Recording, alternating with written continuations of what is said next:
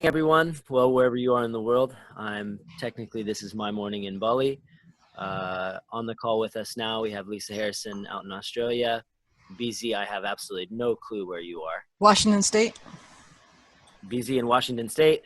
And Alex, Valerie, and Heather are in Washington, D.C. And this call is being recorded, so it's not going out live. And this morning, we're going to have a nice discussion to go over a number of topics. However, we're not going to go all the way back to the beginning. There is a lot of material to cover the backstory with some of this stuff. www.i-uv.com, as well as a number of other blogs and YouTube videos. So for those of you that are picking up at this end, go back and do your homework, do some research, and you can get caught up on where we are now in real time, which it sounds like is a very exciting place to be. So with that very little brief backstory now laid, let's jump right into it. First of all, how's everybody doing? Great. Wonderful. So Heather, why don't you take the opportunity to perhaps give us a little bit of backstory going back to the buildup of events that took place leading to the developments that happened on July 5th with the big announcements from Harvey and Randy and many others jumping in and using their TDA accounts. Is that an okay place to start? Yeah, that's fine. So I believe Harvey Dent posted his first video on July 1st. And I was currently in Houston working with Lisa Shannon on the Factualized trust stuff. And I'd gotten a call from Randell Beane, and we'd been working and communicating for quite a while. And so he just said, okay, I've got this TDA stuff I want you to look at. So he sent me Harvey's video. I just said, yeah, by that time, excuse me? Someone say something? Nope. Oh, that's me. It's feedback. Yeah, there you go. There you go. Okay.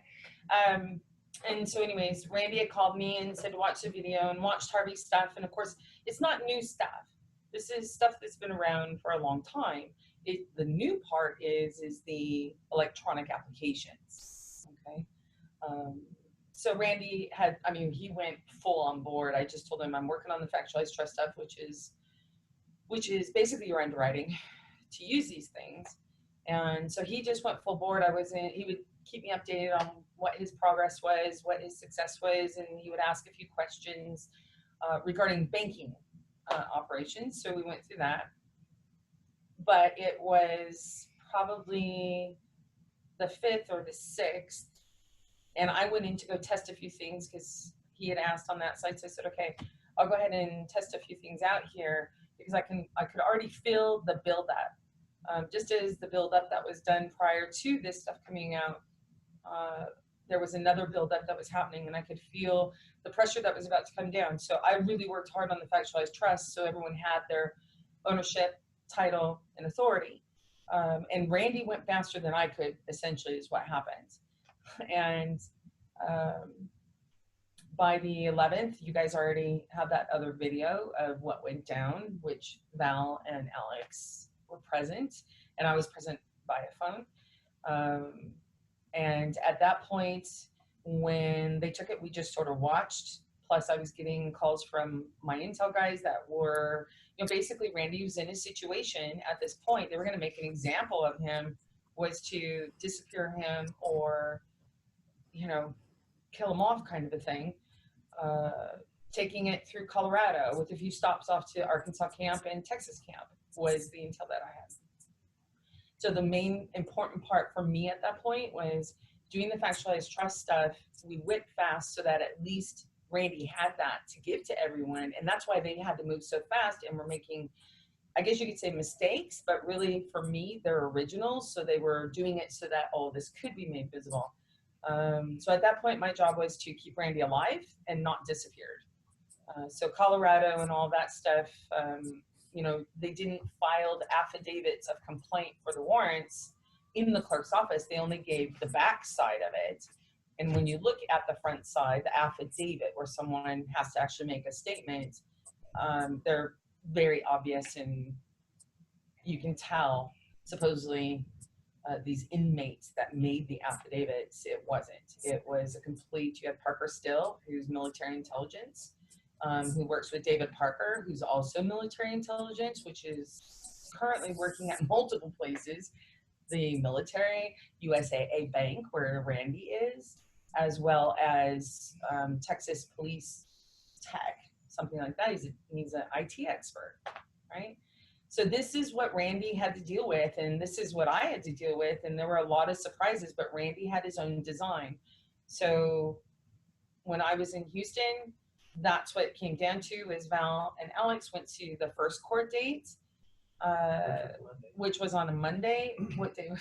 Monday of this week. 17th. So, yeah. The 17th. Yep. They were in court, and they called me and put me on speaker so that I could actually hear what was going on, but I couldn't. And so I'm going to leave it to them, unless you have some questions. I'm going to leave it to them to describe what Randy looked like, what the whole situation looked like, and what went on that day, because I wasn't present.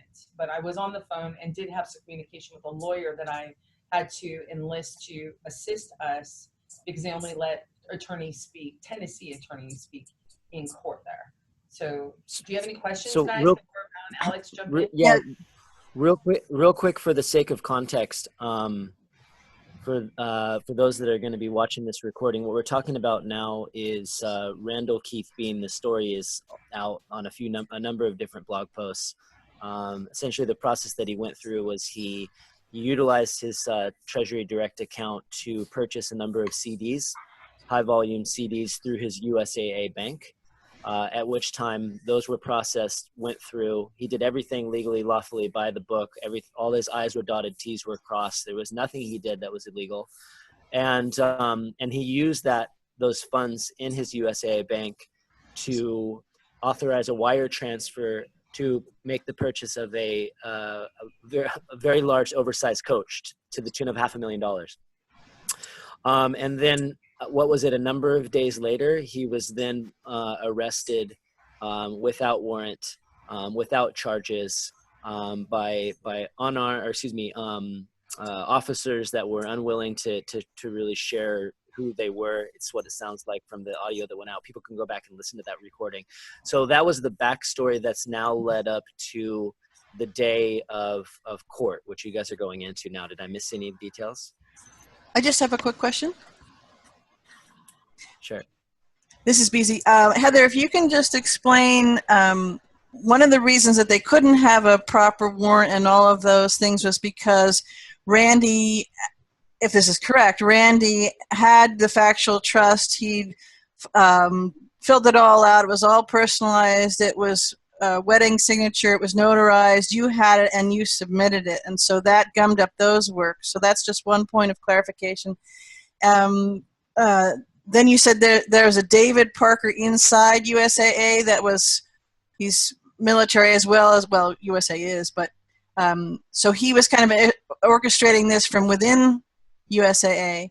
And the last part that you pointed out, that they were going to basically just off him, which makes sense. And when you're talking about the way things unfolded, it seems to me that having it go viral, they figured, well, that would be bad for them, but good because it would scare people and they would all go away, and it had the exact opposite. Well, I think, why don't we do this? If we go through what happens on the 17th in the courtroom, and then on the 18th in the courtroom when I joined with Alex and Val, and then we'll go over towards the end what has gone on strategically, as well as what we believe at this point, based on the data, of how Parker Still, the DOJ, and FBI are in really, deep crap. Yes, they did not have a warrant at all that day, and they were going to dumb one up if the paperwork and stuff hadn't been turned in, showing Randy's proof of ownership, title, and authority. And that's why they acted so fast, was because we were turning it in at that point. Right. I just wanted to clarify that, because people are still thinking, well, Randy did this whole process and oh my God, look what they did to him. And it's important to know how key a role for people listening that the Factualized Trust played in, obviously didn't save him from what he went through, but at least stopping it. Yeah, in fact, the charges that they put him in under, because they had to spend 3.5 hours, I guess, trying to figure out what to charge him with, because they couldn't charge him with fraud, they couldn't charge him with theft, they couldn't charge him with identity theft or anything else, because it was his cash, it was his originating funds, he had proof of ownership, title, and authority, so they couldn't touch him for that or the coach. And the coach people had the cash. He had the MSO, which is the birth certificate of the vehicle, and he had the vehicle. So basically, it was a mafia operation under the badge of DOJ, multiple badges of DOJ, and Knox sheriffs and everyone else. And you're going to hear kind of how it played out with the U.S. Marshals and the Knox sheriffs and the federal general attorneys or attorney generals. They call them generals inside of it. It is the most bizarre experience I've ever had in court anywhere on this planet. And I've been in different courts in this planet, you know, so it was really odd.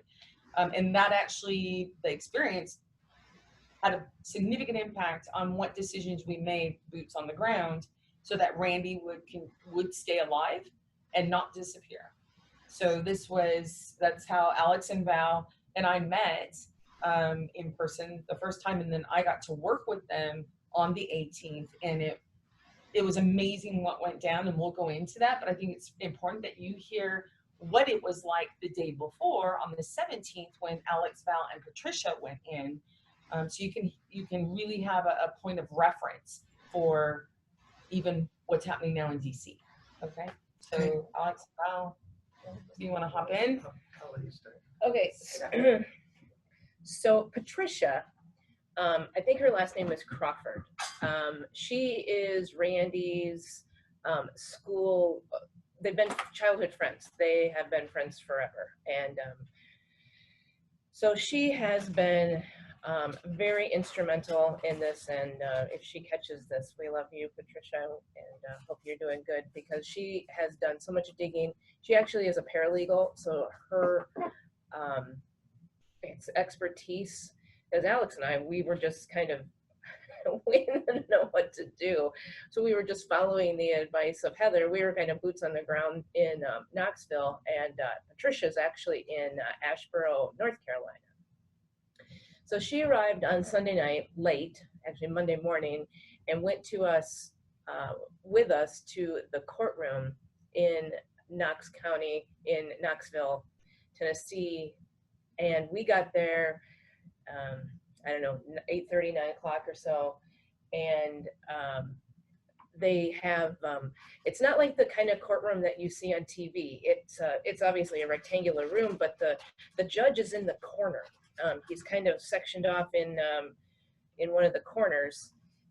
The inmates or the defendants are all behind a frosted glass that sits kind of across from the judge. There's a podium in the center, so it's kind of at a right angle. And then the defendant attorneys are on one side, and then the attorney generals are on the other side. The audience is split up, or the spectators. On the left side is the spectators. On the right side is additional attorneys, victims, and witnesses. So that just kind of gives you a little bit of lay of the land. The parameter of the room, you can walk around it up until the judge's area on one side, and then up until the frosted glass where the inmates are. So I didn't see Randy right away when we walked in on Monday, but Patricia did. And Randy is a very, very meticulous, he's slim, very trim, very fastidious, but he looked, when I first saw him finally, he is gaunt. He was gray. He was, his cheeks had sunk in. He looked, like he had lost at least 20 pounds over the course of, 6 days. I mean, he really looked bad. I mean, bless his heart. So, you know, doing what I do, just start pumping the energy into him, you know, filling the room. I have a lot of friends that work, you know, in the, they work both with biofeedback and they work in the energetic realm. They were working on the room in and of itself. They were using different lights and shapes and things like that to add tenderness and gentle energies to everybody in there and to kind of harmonize the room in and of itself. You, all of the attorney generals, they called general. So the assistant attorney general for the state that was prosecuting Randy, his name is Judson Davis. Judson Davis. And they call him General Davis. This took us a while to figure out who are these generals. They kept referring General Davis, General Walsh, and I'm looking like for military people, and I'm like, there aren't any there. So I finally figured out, oh, that must be like the Attorney General that they're speaking of. They kind of buried Randy in the middle, and so we heard a lot of cases prior to. Yeah, there was probably, what do you think, 30, 40 Yeah. inmates sitting back behind that glass. Mm-hmm.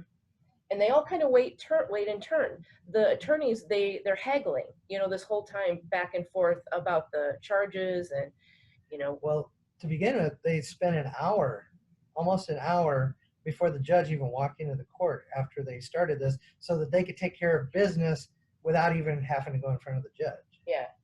So it's a nasty deal doing thing, and, you know, so they're all haggling back and forth, basically, you know, trading favors. Yeah. So we watched that whole thing go down, and then the judge, his name is Chuck Cerny, I think you have pronounced it Cerny, and that is obviously his courtroom. He owns it, and he actually comes across as kind of a strict yet concerning fatherly type. He inserts a lot of humor into his sentencing and into his instruction to the inmates. He constantly refers to the attorneys as the most excellent, intelligent, and hardworking attorney, the attorney who you should appreciate more than you ever will know. He kind of speaks like that. And so we actually got a pretty good vibe from him. Because of the way he would make a little humor, kind of break up the intensity of the whole situation. So, okay, so prior to this, Heather had communicated with Patricia because Randy he didn't have access to phone numbers. So all he had access to was Patricia's phone number, and another gals that were friends couldn't call us, couldn't call Heather because he didn't have the numbers memorized. So he called Patricia. Heather advised her to ensure that he did not sign any extradition orders. That was for Colorado, because that is why he was being brought to court in front of the judge on Monday. That was the warrant that they were addressing or prosecuting him for. So when his time was called, it was a little confusing because he stepped forward and said, you know, he didn't have an attorney. And they said, well, if you can't afford one, you know, we can assign you one. And he said, no, I have $27 million in a trust. And they all kind of looked at him, you know, they're looking around the chuckles here and there. And one of the public defendants kind of came over to us and said, he can't, you know, he doesn't qualify for a public defender if he really does have $27 million. And so it was kind of confusing. And so what happened was the judge sort of sent him back to sit down because basically they were trying to identify if he truly was the Randell Keith Beane that Jasper, Colorado was looking for. And of course he's not, because Jasper, Colorado is a ghost town. So he went to sit back down, and Heather had advised Patricia at this time to just grab a lawyer. And so the lawyer that was standing in front of us, the public defender, came and said, here's a good guy. His name is Forrest Wallace. and he and Patricia left the room. You went too, didn't you? Yeah. So, and Alex, and worked with Heather on the phone on what, you know, to hire him or not to hire him, and what to get Randy through in that moment for Monday to get rid of this Colorado mystery. Okay, so Forrest, this is gonna lead up to what's gone down so you can understand what happened on the 18th. Is that Forrest Wallace and I talked on the phone. I told him there is no such place as Jasper, Colorado, and that it was a bogus warrant. And he said, well, I don't know, there's some confusion here. And he said, I'm holding 2 warrants here. And I said, well, there's no Jasper, Colorado. That is not, he goes, no, now there's a 3rd one. He goes, South Carolina. And because everyone had posted up about Colorado and about the, you know, court hearings, his, the DOJ's website stuff that BZ and everyone were posting. So they knew that it wasn't going to go just slide on by. Okay. Colorado is the military stuff. You get them over to Colorado and you just don't see them again. And Randy has his own history with military, and that stuff will all come visible with space programs and everything else. So I'm going to leave that aside for right now.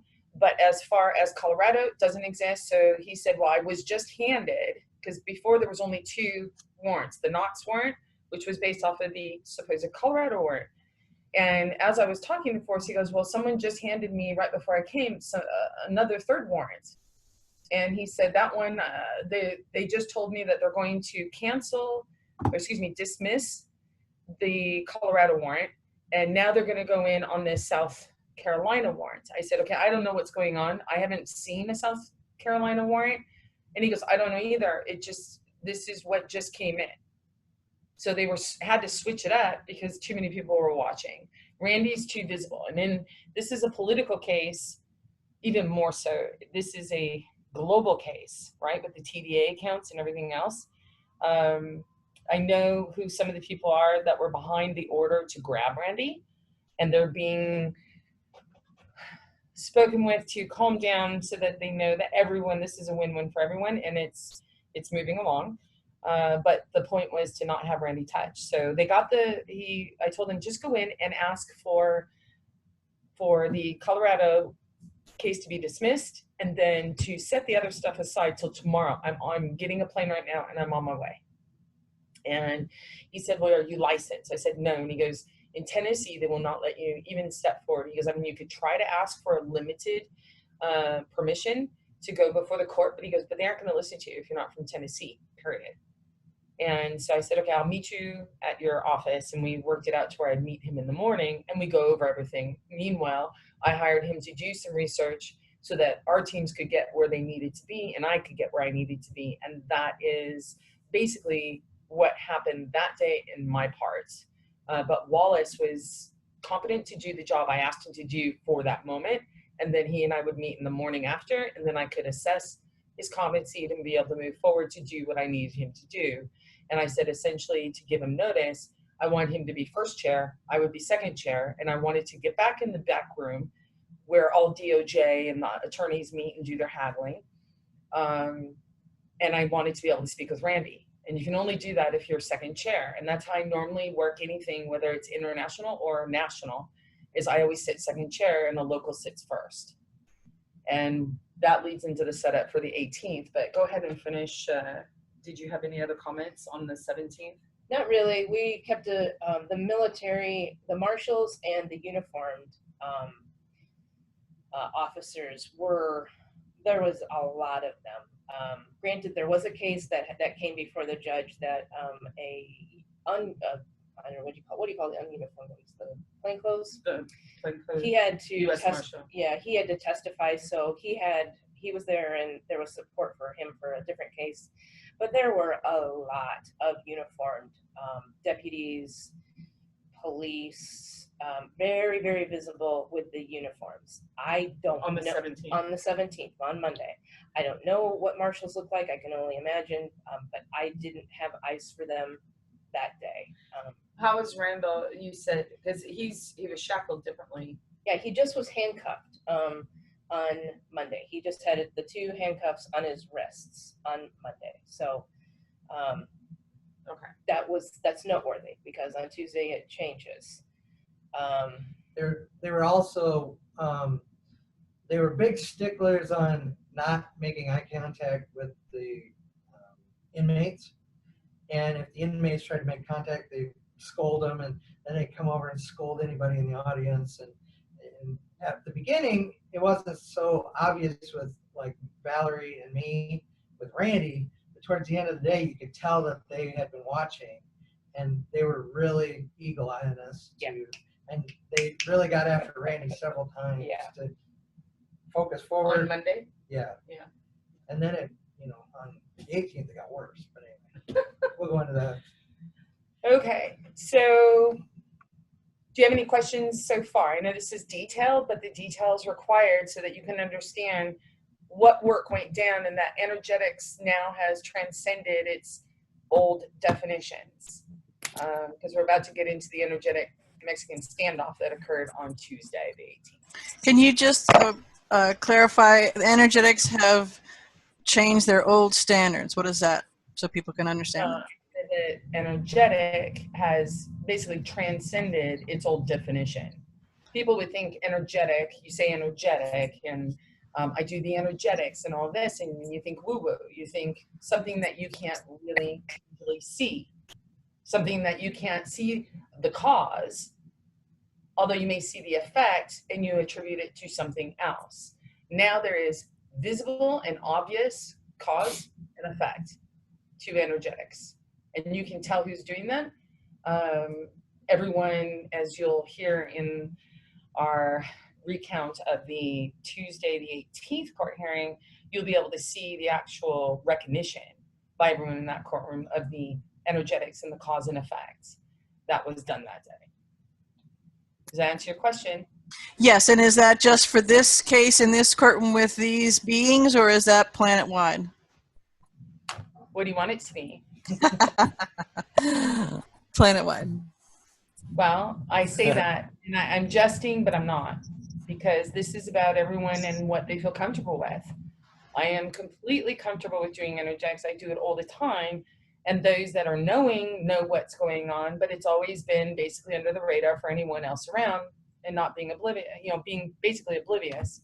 Now it is a matter of you stand in your own power, you stand in your own being, and you take the mask off and you just let everyone see, right? You want to apply this, you want to do this and use your abilities, do it. So BZ, if you want it planet-wide, you do your part, I do mine. Everyone does their part with no more masks, and you make it with complete context and transparency, which is what happened on Tuesday, which has led to the most fun, most absolutely crazy fun doings and experiences here all the way to DC. I mean, it just got crazier in Knoxville. So we knew that we had to move to DC to get everything else done. And Val and Alex were so wonderful on the 18th. Working with them was my first time, that I was like, absolutely got to do DC. And so that's what we did. And it's gone past speed of heart. So Judy, Jen, Okay. Dora, I did go faster than the speed of heart. I told you. Okay, great. Thanks, guys. Let's shuffle to Tuesday. Okay. First up, Heather came in on Monday night. So we picked her up at about 10:30, got settled. We were working out of Randy's place just because we didn't have any other place That's to where work. we were at. We were when staying. This all went down. So. Okay. So Randy wouldn't even start all of this until these two showed up. And I'd never met Val and Alex before. I'd never met Patricia before. And watching those, it's what I call Randy's intimate team. Everyone has their own intimate teams. Randall did an incredible job prepping everyone. Patricia's had years of work, plus she's a paralegal, but she's had years of experience with Randall. Okay. And these two were already there, so they picked me up. And it's funny because right now, not just planetary, but universally, everyone's going through a total recall of anything that was forgotten in order to come through. and do these experiences, all that memory is coming back for everyone. And so when I get there, we'd had a couple of discussions on my way there, and they were like, yeah, you know, just there's data here that we aren't aware of, things that we need to talk about, and things that weren't adding up with what they had, you know, experienced with Randy. And so I explained to them a little bit about the military deep cover as well as space program deep cover. And then when I got there, and I had suggested, you know, watch Cypher. I mean, as far as Randy triggering out, it's going to be very difficult for him. He's going to be nerve-wracking, and it's proven true at this point, and even aggressive, you know, because he's having such a hard time as he's triggering out and getting all his recalls back. And so when we get there to his apartment, they were like, okay, since we've done all this, we've noticed that Randy's apartment, I mean, if you look, there's nothing personal in his apartment. No photos of him or his family or friends. No really personal items at all. And when you go in there, it looks like a stage set. And we've seen those before, at least at the, you know, industry and levels that I've worked at. And they're fronts, right? Safe houses, whatever you want to call them. And it's only a couple blocks from the federal courthouse. And it's not a coincidence that Randy chose Knoxville, Tennessee to actually have his place, which is where Parker Still, who is also military, is headquartered out of. And we'll get more into this as this all comes out. But Parker Still basically runs your shadow operations within DOJ and FBI. So if you have something that you need to have done on the banking side or the families behind banking, Parker Still is the one that you call, apparently, is how it's come out, how the data is shown. And so now Parker's kind of in a bit. Well, you could tell when I walked into the courtroom, we get there, and I've been in sessions as a prosecutor and everything else. You get these warnings like DOJ, FBI, sheriff's office will come in and sit the prosecutors and the judges down. Well, they'll do it separately. Obviously, judges wouldn't sit with attorneys, but they would have their own briefing. And basically, they would say something to the effect of, and I'll just use myself as an example. We have a woman coming in, and they'll pass her the picture around. Her name is Heather Ann Tucci-Jarraf. We suspect her of this, this, this, and this. We believe she's working in collusion with Randell Keith Beane, and keep your eyes out, keep your eyes open, and keep a lookout for anything. And let us know right away if there's an issue.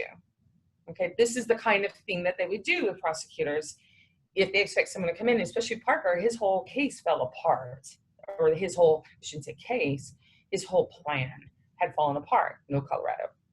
Okay. So we get in there, and it's obvious just from that moment, there was two U.S. Marshals, plus a third one, Mr. Steve Freeman.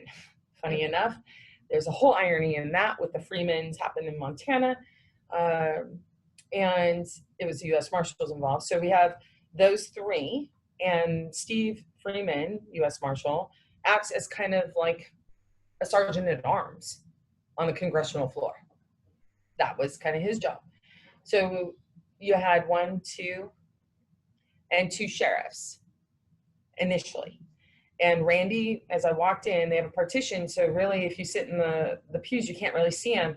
I walked in and I was looking for Forrest Wallace. Oh, I should go back to that. About the meeting with him. Okay, I apologize. Bear with me.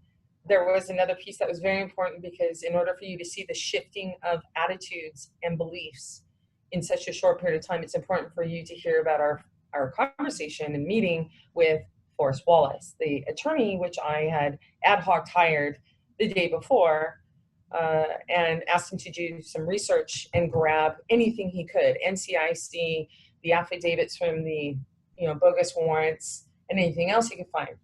So we go to his office, which was only a half a block from where Randy was living. Right. So no coincidence. Half a block from Randy's place.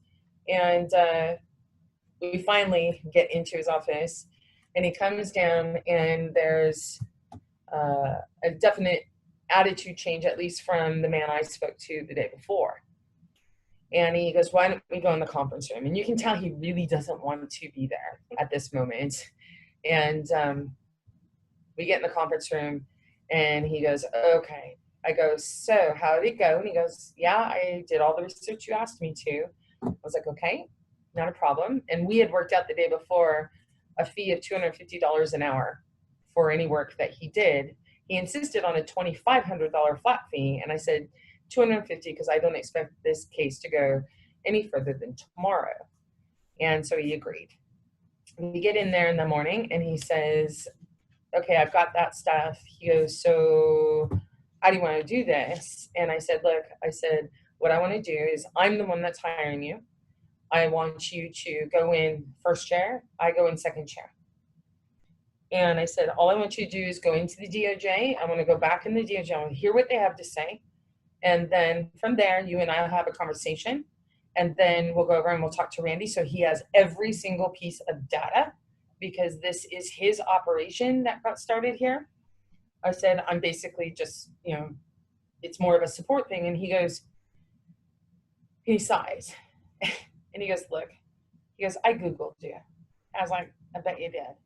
And he just kind of shook his head. He goes, I don't know what's going on. He goes, but they're not going to listen to anyone who's not a Tennessee lawyer. They will not let you in the back. And I said, well, other times that I've done this, I've had no problem. So what's the problem?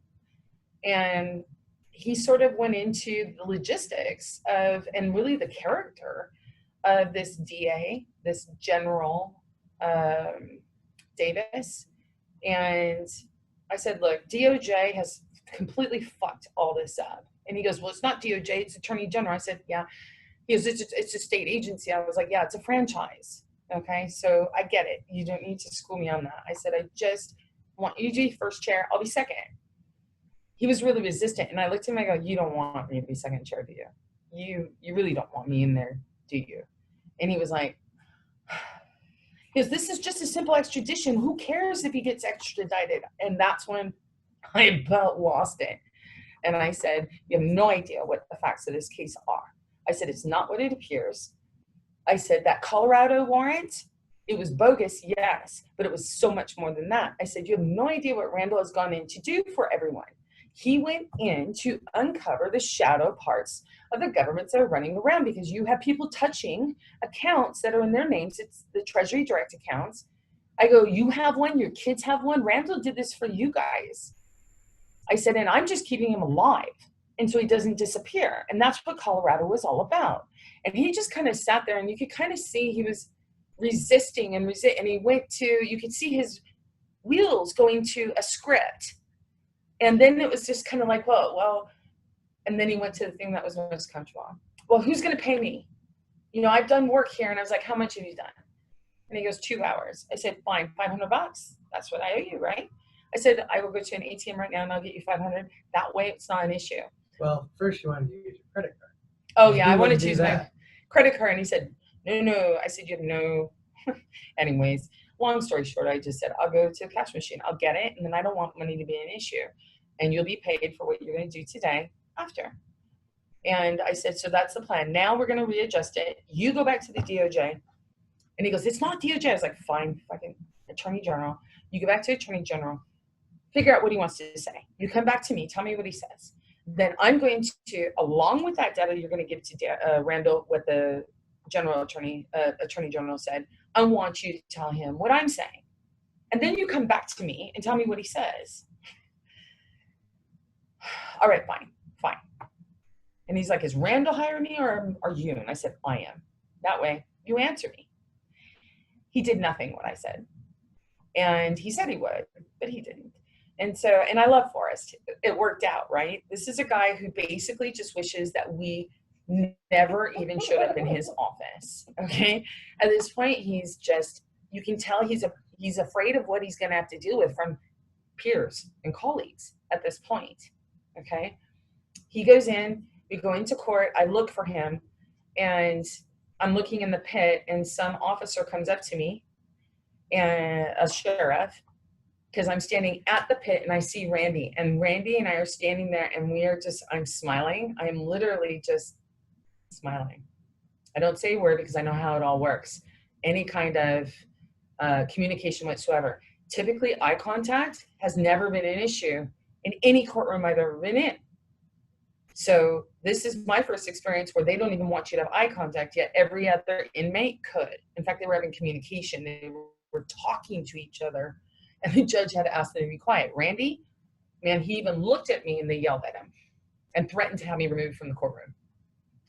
So I have about a 45-second communication with Randy. Just on the outside, it looks like we're just looking at each other.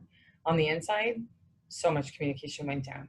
And I could feel him uplifting. Everyone could see him uplifting, which is why the sheriffs came in immediately. One came to me while he got yelled at by the others. And the guy says, excuse me, are you, do you have business here? I was like, yeah, I'm looking for Forrest Wallace. Oh, he's not here yet. He's not here yet? Okay. And he goes, do you want to sit down? And I said, sure. I go, anywhere? He goes, yeah. So I sit down in the DA's bench, the Attorney General's bench. And I'm just sitting there and I'm watching Randy. And a DA comes up to me and says, you can't sit here. This is just for Attorney General. I was like, okay, no problem. So I slip behind in the next pew. Randall and I are still communicating. And it was direct line of sight. No words, no mouthing of words, no nothing. Just looking and smiling. And of course, communicating. And so this little sheriff comes back. And he goes, are you a victim? And I really had to hold my tongue because I was like, should I fuck with him? Should I go there? And I didn't. I just said, no, I'm not a victim at all. And he just said, oh, well, you can't sit here. It's just victims. I said, honey, I asked you, when you said to sit down, I said, anywhere? You said, yes. I said, just tell me where, and I'll comply with your construction on this. And so then they finally moved me. And this is all important because what happened at that moment was 2 more sheriffs came in with military cuts and everything else. And so now Randy has 3 over by him, and there's 1 sitting down next to the judges. It's connected to the judge's bench. Basically, it's the witness stand.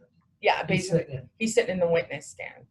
And the DEAs at that point are all looking. You could tell everyone had been warned because they kept staring.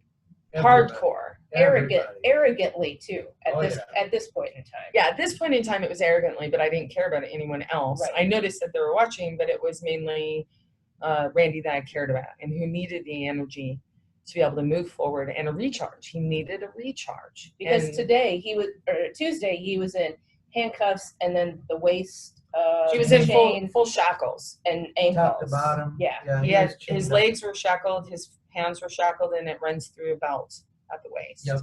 With a chain that connects everything. And he was humiliated, and he and I communicated in our way, and he understood that none of that really mattered, especially to me.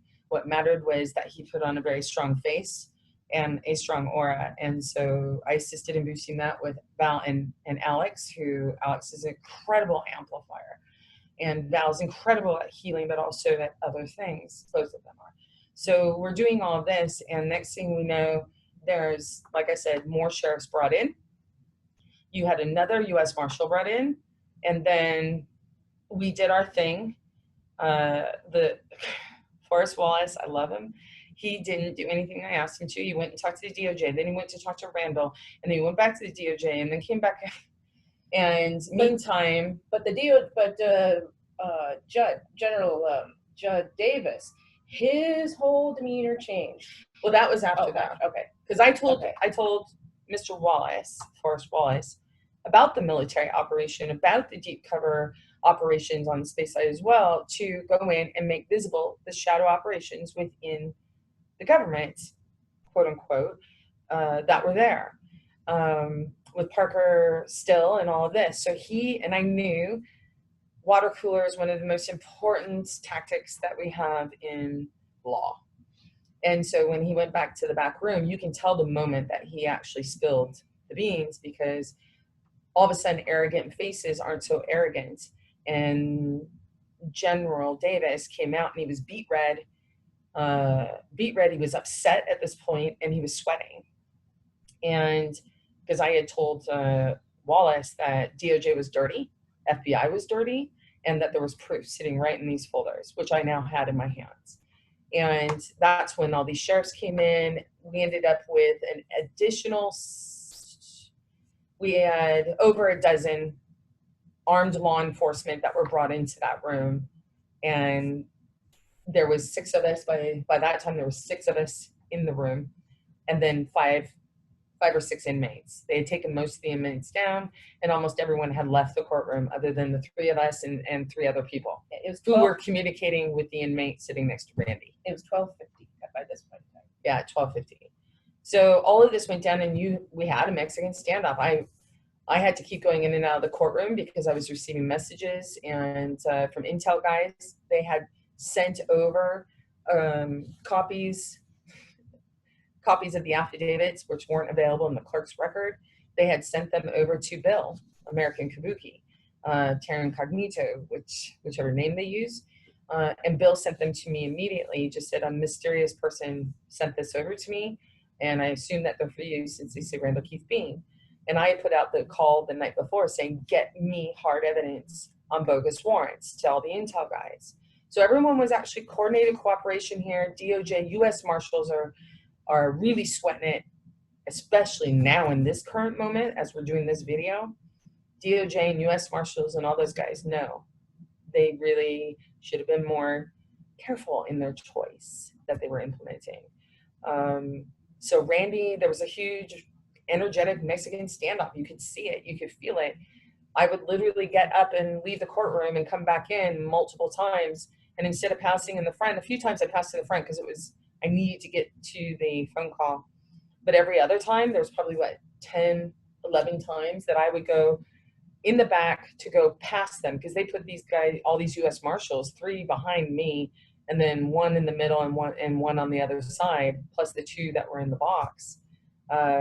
We just passed right by him close enough to where I could pat them on the shoulder and said, hey guys, what's up? And smiled and kept going. So this intimidation thing, it didn't work the way they wanted it to. And I still got to communicate with Randy. It got to the point where they were yelling at him going, Dunk, stop looking at her. We're going to throw her out. And I almost just went like this and to close my eyes, just to fuck with him. But I'm communicating with Randy. Randy's communicating with me. And they know it. They don't know how. And they're pissed off. But they know it, and they were pissed off. But they couldn't throw me out. And they couldn't take Randall out. He's, after this particular day, Randall, the very next morning, was put into an open pod, has now email and phone. Of course, they restrict some of the hours that you can do, but he was in 24-hour lockdown. They Guantanamo him. They didn't allow him to have showers for days on end. I don't know how much food, but I can tell you it looked like he had lost, for me, it looked like he had lost 35 pounds since he'd been taken in on the 11th. Very little, they were trying, basically he had sensory deprivation, totally discombobulated as far as, during the days, and in court, they have to at least make him look somewhat presentable. Otherwise questions will be asked. But knowing Randy and his personal regime, or retinue that he does, you could tell he was off his game and not the Randall that you normally see and work with. So that really was kind of the deal. They made a lot of statements, intimidation moves, and none of it worked. They just got madder and madder as we all went through. And then some really cool things happened later that night with some of the bigger aspects that I think your UFO communities and hard-fought researchers would really enjoy. And Knoxville just went up in a panic. And there was stuff that happened at the airport the next day, but we'll go ahead and finish with Tuesday. So what do you guys have? The motorhome. Oh, the motorhome. So at this point, towards the end of the hearing schedule, because the judge said he had to leave at 1 for whatever. He had a meeting between 1 and 2, and he just have to end court early, for that day. And so what I told Randall, or what I told the attorney to tell Randall, is, look, it's up to him whether he wants to go to South Carolina. It obviously was his setup. That was a case he had left there as sort of an out, you know, in the event. And so they wouldn't even scrub it. It didn't matter to them that they had no warrant to arrest Randall. They weren't going to let him off on that, what they called it. He called it a glitch. He said, that's just a glitch. And they'll say, well, we got him here now, and there's proof that, you know, there's a warrant. I was like, it's a bogus warrant. He goes, oh, they just want to hear whether he's identified as Randell Keith Beane. And I was like, okay, so there's no criminal procedure and process. Okay. Laws are just guidelines, or not really. Laws are just sort of, you know, paper to use for wiping your ass or something like that. It just did not make sense. It was ridiculous. I've never seen such an insane show presented as a courtroom.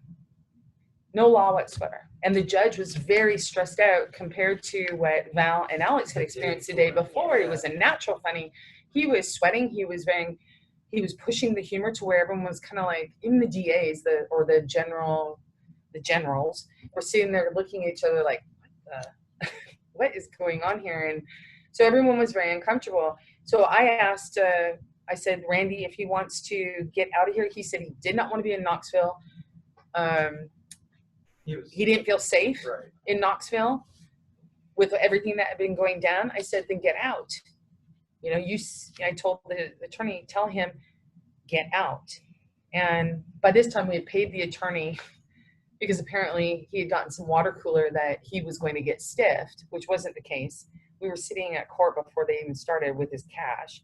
And so I said, look, now will you do your job? Here's the cash. Now finish. And he was like, well, it's, you know, I don't know you guys. I don't know. And I said, yeah, I know. And I almost said, but you Googled me, but I didn't. We were trying to be as nice and as supportive as we can, because he was shooken up by everything he was seeing.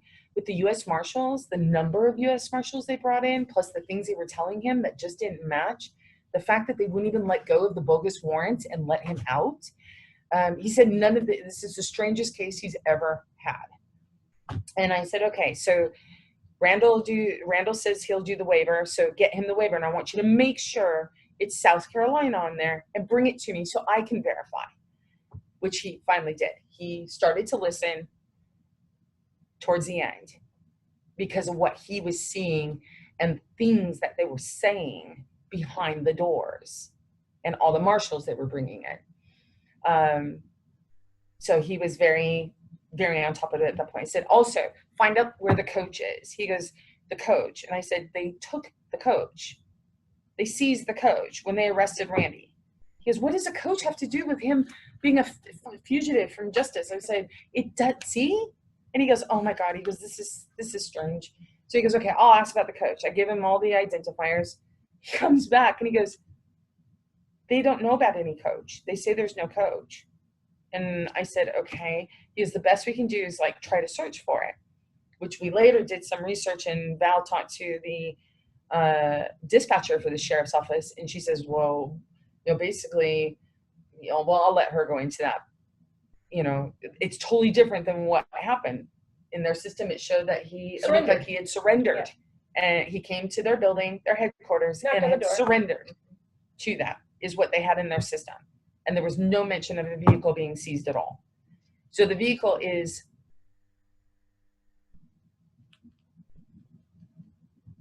everyone's claiming there was no vehicle. But yeah, we got the MSO and I was sitting there. Yeah. So that's it. Randy, at this point, when I went back to speak with Parker, or excuse me, not Parker. I got Parker on the brain because he calls all the time every day. It was Wallace. I went down to, we had already paid him, so that was an issue, but I went down to go get the research that he had done for me, so he had the affidavits, and he was just like, I'm so sorry. He goes, this is the weirdest case. He goes, they don't want him down there. They don't want him in Knoxville anymore. I said, I know. And I said, and they can't have him in Colorado, so just, you know, watch. He goes, I'm so sorry. You know, he goes, I've been trying to find his coach for you. I believe there was a coach. After what I saw today, he goes, I believe there was a coach. So I've been calling all the tow yards. I said, don't worry about it. It's got GPS. We can locate the thing by GPS. Not a problem. And he goes, oh, yes. And so he's like, if this on the 1st, which is when the court said it, if South Carolina doesn't pick Randy up by the 1st, then he goes, Randy has a good chance of just getting out. No shit, right? But South Carolina supposedly was Forrest Wallace had called South Carolina repeatedly, and they said, yes, we're picking him up. Yes, we're coming to get him and all this. And Knoxville does not want him in there. That's what the attorney generals were telling, Forrest. And so he's like, I doubt he'll be in there, for long. Like, it'll be in a couple of days that they pick him up. Well, apparently from the last time we talked to him, which was 2 days ago, he's still there. They haven't come to pick him up. So that's where things are for right now on that. And then Randy's called us a couple of times as we were moving around, because I told Val and Alex, right now he's safe. He's not going to disappear. He's not going to die or have any accidents, because everyone made this so visible. And I thank you, BZ. I thank you, Brian. I thank you, Lisa and Danny and Roger Indigo and everyone else who works so hard to make this visible, because that's the only way in these kinds of cases to keep them alive. And everyone on the intelligence side in my contacts list is just in awe that Randy's still alive and that everything was handled so great. And this is what coordinated cooperation is about. Okay.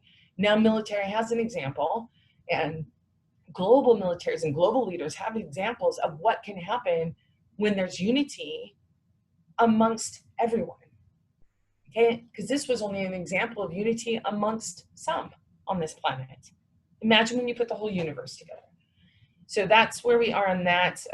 The next morning, my plane got delayed. We had to do the night. Oh, no, you wanted to hear about what happened that night when certain friends lit up the sky? And the hail. And the hail. I'm going to wait, before you get to that point, just for sake of clarification, where does Randy's case stand officially? Like, how was it left that day when it seems like there was no They changed everything. Paul McDonald put a screenshot into the original room today, that big Skype room. It's totally unreadable. I've never seen a screen like that for federal cases. We don't know where it is. At this point, they just want to get him out. They don't know what to do. So Brian, I would say look at the screenshot, because I personally have never seen a screenshot like that. Okay. Well, when we left the courtroom at that point, it was extradition to South Carolina, to Jasper County. True? Yeah, to Jasper County, South Carolina, and that South Carolina had till August 1st to pick him up. Got it. Okay. All right. So you go into the what happened that night? So we were on the balcony of Randy's condo, and well, first it was just Heather and I. Alex was in the inside, and the sky was blue, and it was sunny. It was hot, and all of a sudden, a dark cloud appeared over Randy's condo, only over Randy's condo, and it began to hail garbanzo bean-sized hail pellets for about 3, 4, 5 minutes, straight down. The only place that was receiving this was at Randy's condo, which was a pretty large. It was sunny and clear skies everywhere else. Everywhere else. Sky. So we received a small hail shower, and then that was probably 5, 6 o'clock. We had just been chatting.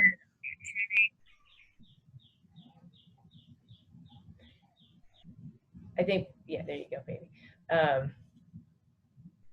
So then later on, it got dark, and we were just kind of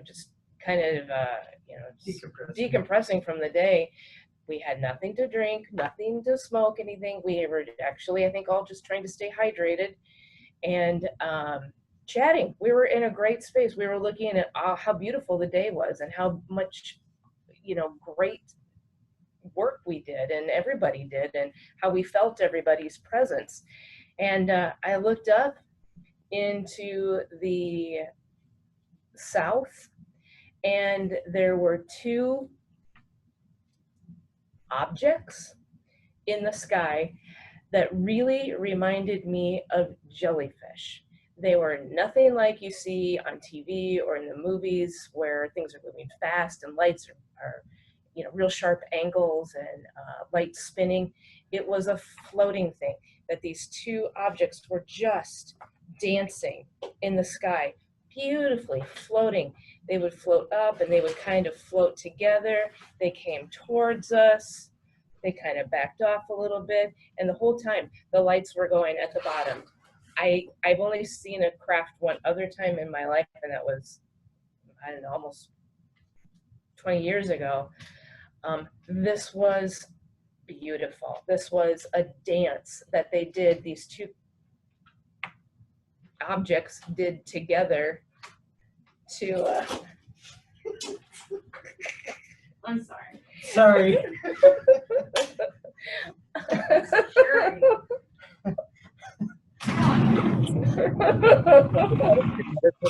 Jellyfish costume? Oh, yeah. I was just gonna go smoke. I'll be right back. So anyway, so yes, we saw, and it lasted, I don't know what, 45 minutes or so. Yeah. It was fantastic, and to us it looked like a complete galactic approval for everything, to let us know they were there, in that kind of sense. So Heather has left the room to go smoke. So okay, yeah, okay. If you guys, okay. So anyway, so that takes us through Tuesday night, and we decided it was very clear to all of us to get out of Knoxville and that we could be of more service, and there was time. Heather said it was time to go to DC, and so she said Alex and I were to travel by land, and she was to travel by air. She caught a flight, and it was late. She was delayed, I think 2 or 3 hours getting out of Knoxville, and that's a whole nother story because she had visitors from the marshals, and we'll let her tell that. But Alex and I just got packed up for Mandy's place, and we just headed here. And I tell you what, it went like we rode on light easily. So yeah, that's where we're at. Which takes us to Wednesday morning. I can't believe it's just Saturday. So at this moment, I think we should take a break since Heather stepped out and she can tell what happened with the airport and stuff. Is that cool? Lisa, are you able to dub out a short break when we publish? I just closed the recording. Okay, sweet. Back? I'm here. Okay. Okay. All right, we're back online. So where we left off before that quick break was leaving Knoxville and heading to DC. So do you want to, Heather, maybe just give a little bit of backstory of why the move of location? Well, I was already headed to DC from Houston. And this is what is so important for everyone to at least be open to hearing and receiving so that they can choose how to do as they feel, okay? I have always used my body to be able to position myself where people think that they aren't seen. Whether it was in Morocco, when we were in Morocco, it was Dakhla, right? With the Mauritania and Alexandria's library. And they thought that it wasn't known and wasn't seen, but I have my own person, my own team member that have worked with for years, which you also know and have worked with. And so intel comes in from all different sorts. And then of course that's cross-referenced with other intel sources that I've had established for years. And so by using my body and placing myself into places where they think they aren't seen and that nobody knows their operations, it makes them very nervous. And you can actually see things made visible.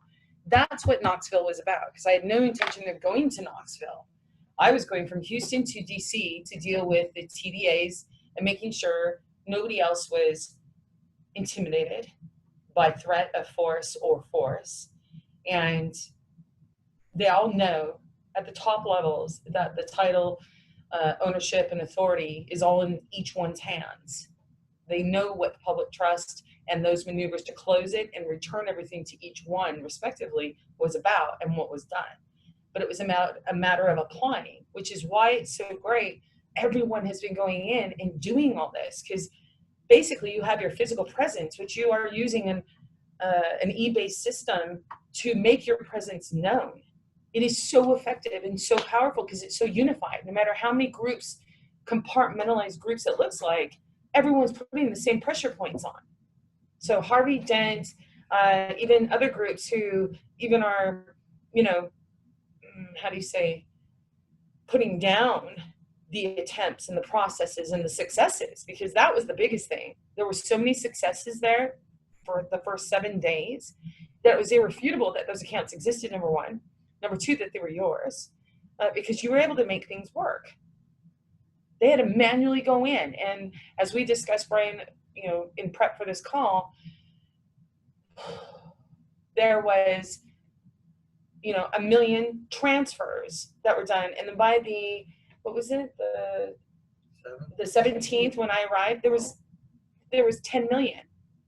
Now there's tens of millions that have gone through, and they manually are having to do all this. So I was already headed to DC. I made a stop off in Knoxville because I knew my presence there was going to affect, and we got to see the visible effect of that cause and effect.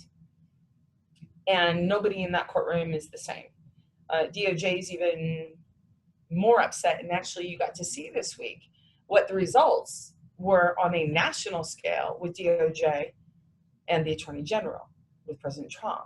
So what happened was I went to go get on a plane, and while I was in the international section of the airport, I'd already gone through security. Sheriffs came in with other unidentified guys that had SWAT gear on, and they just sort of swam around me. And, you know, no big deal, because I'm in international zone at that point. They can't do anything. They have no jurisdiction, no nothing. But if I had stepped outside to smoke and had to go through security again, yeah, that'd be a whole different story. So Val and Alex were already on their way because my plane got delayed. The flight from DC that I was supposed to then take back to DC never showed. And it was the only one out of DC that didn't show, because there were 2 or 3 others and they all made it. So another plane was arranged and made it to DC. And those guys just buggered off. They stood there and, you know, did their intimidation thing, and nothing worked. So then got to DC, met up with Val and Alex later that night. We rested for a bit and then went right into things on Monday. No, excuse me. What day is it? Thursday. Yeah, Thursday. And went straight to the White House.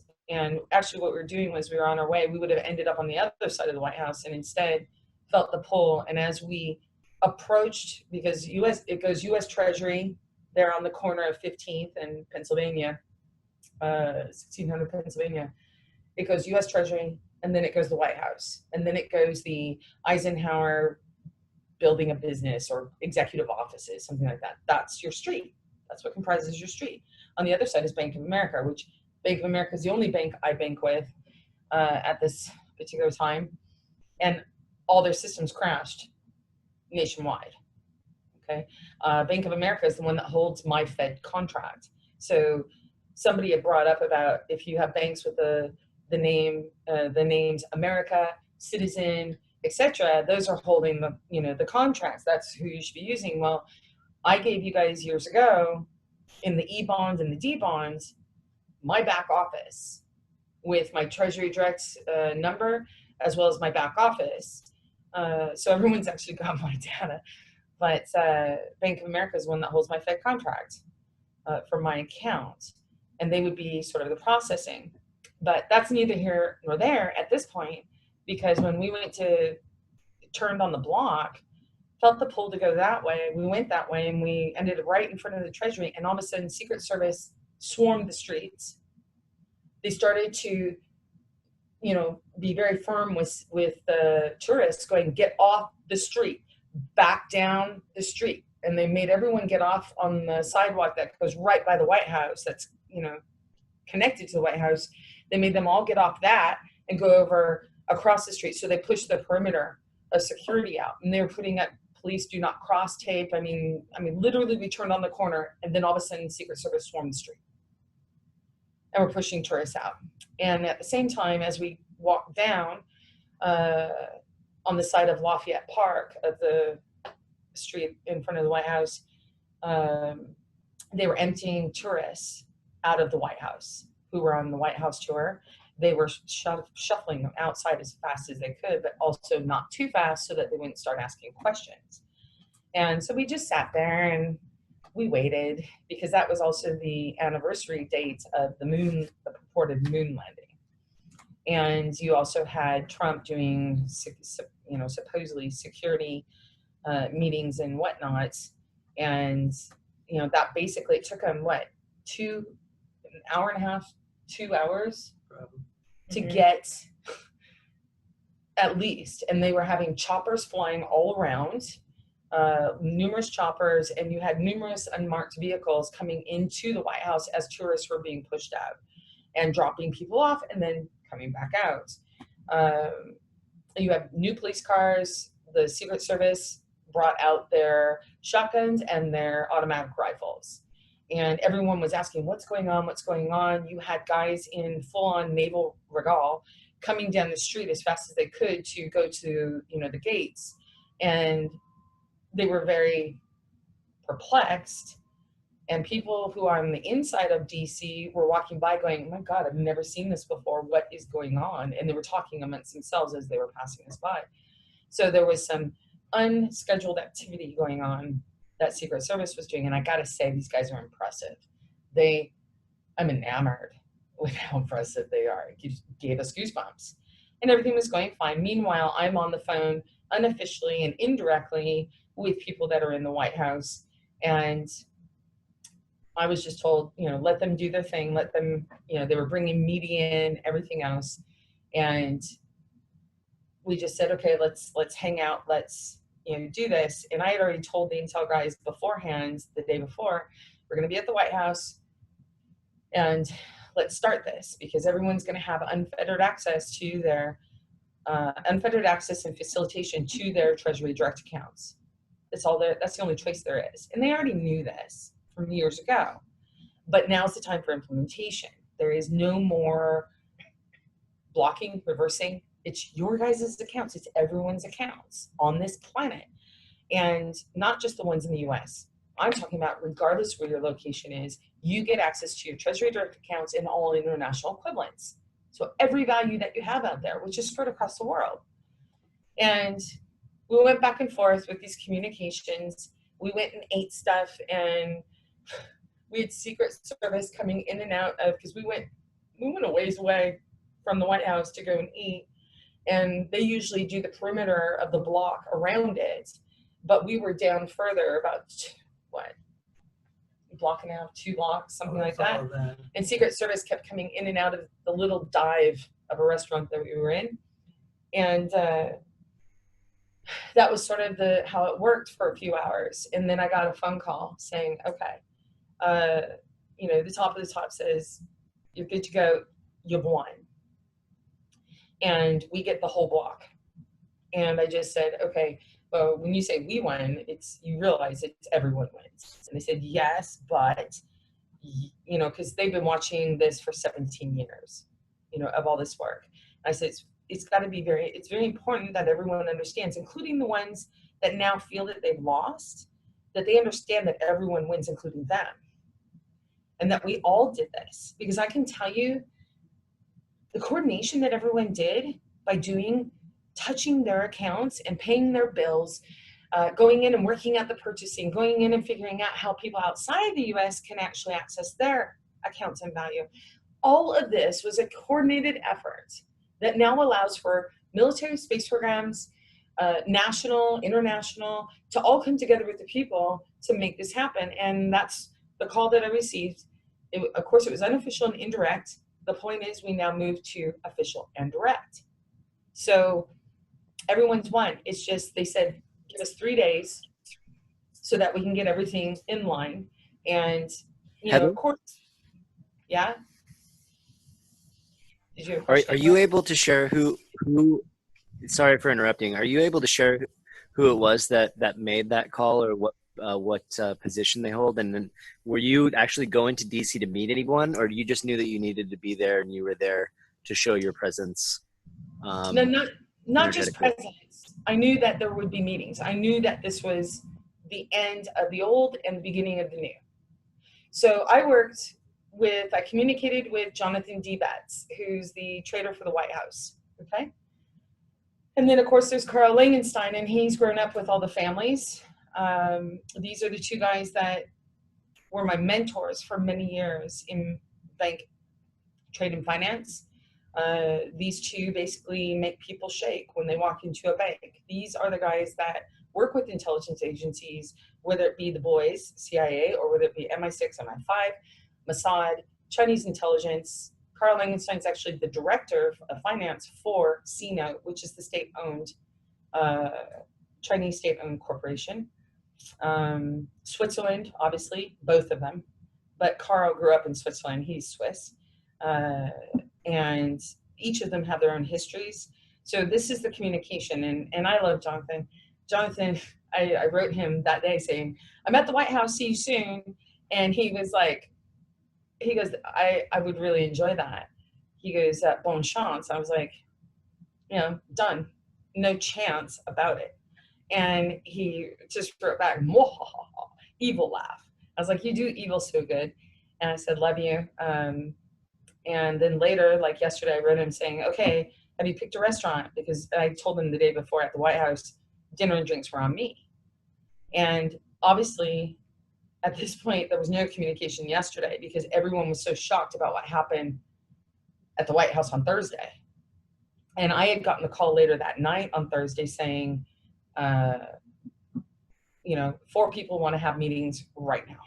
And I said, okay. And then they said, and there's another one.